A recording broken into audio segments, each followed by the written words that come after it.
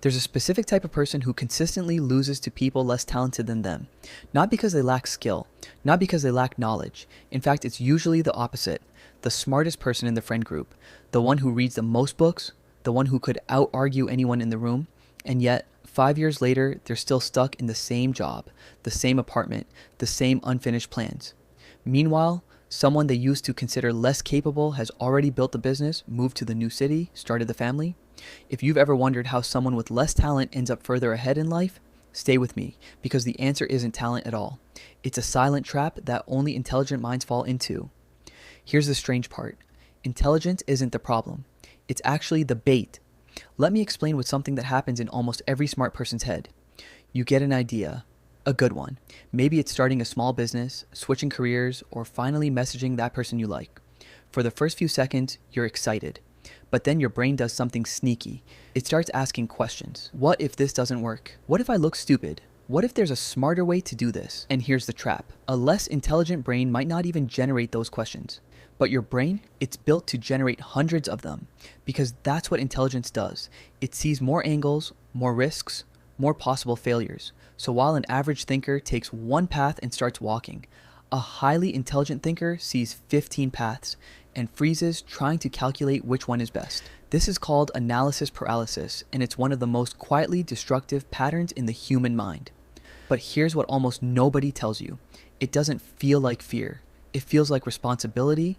It feels like you're being careful, smart, thorough. You tell yourself you're still researching, still planning, still waiting for the right moment. But months pass, sometimes years, and the plan never turns into action because in your mind, you're not avoiding the task, you're perfecting it. This is the first lie intelligence tells you, that thinking longer means thinking better. Now, here's where it gets even more interesting. Psychologists have a name for this, the phenomenon where highly capable people delay action because they're terrified of being wrong. It's rooted in something deeper than logic. It's rooted in identity. Think about it.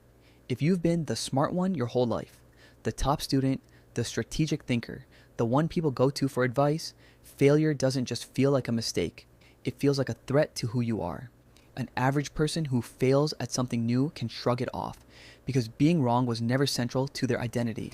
But for someone who has built their entire self-image around being right, being smart, being the one with the answers, failing at something publicly feels unbearable.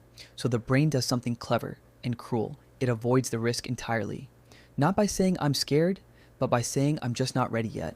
And this is where the trap fully closes, because not ready yet can last forever. Let's take a real life pattern you've probably seen. Two people want to start the same kind of business. One of them spends 6 months researching the market, studying competitors, building the perfect plan. The other launches a rough version in 2 weeks, makes embarrassing mistakes, but starts getting real feedback from real customers. By the time the first person is finally ready to launch, the second person has already failed twice, adjusted twice, and is now making actual sales. The smart one wasn't lazy. The smart one wasn't lacking ideas. The smart one was simply addicted to certainty. And certainty in the real world doesn't exist before you start. It only exists after. This is the part that breaks most high IQ people psychologically, because their whole life they've been rewarded for having the right answer before acting. In school, you weren't rewarded for guessing and adjusting. You were rewarded for calculating the correct answer in your head and writing it down perfectly the first time. But life doesn't work like a test. Life works like a conversation. Messy, adjusting in real time, punishing those who wait for permission to begin. So intelligent people, trained their whole life to solve before moving, end up paralyzed in a world that actually rewards move to solve. Now, here's something even more uncomfortable. Overthinking doesn't just delay success. It actively rewires how your brain sees opportunity. The longer you sit in your head, simulating outcomes, imagining failures, running worst-case scenarios on repeat, the more your brain starts treating the imagined failure as if it already happened. This is why so many brilliant people feel emotionally exhausted by a project before they've even started it. Their nervous system has already lived through the failure 100 times in their imagination. This is the second lie intelligence tells you, that mentally simulating failure will protect you from it. In reality, it just drains the exact energy you needed to attempt it. So what actually separates the people who escape this trap from the ones who stay stuck in it forever? It's not that they stop thinking, it's that they change the order of operations.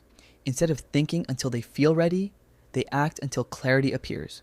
They treat action as a form of thinking, not the reward that comes after thinking is finished.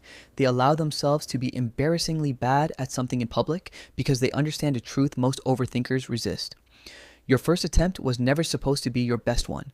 It was only ever supposed to be a starting point. There's a quiet shift that happens the moment someone escapes the overthinking trap. They stop asking, "What if this fails?" and start asking a completely different question: "What will this teach me if it does?"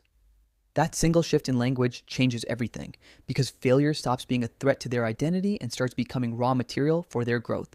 So if you recognize yourself in this video, if you've been sitting on an idea, a message, a decision, a plan for weeks, months, maybe even years, understand this.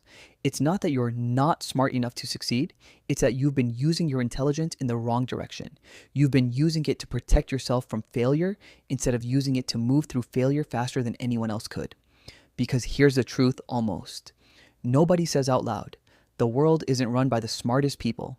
It's run by the people who are willing to look stupid first. And maybe that's the real difference between the people who stay stuck and the people who actually build the life they keep thinking about.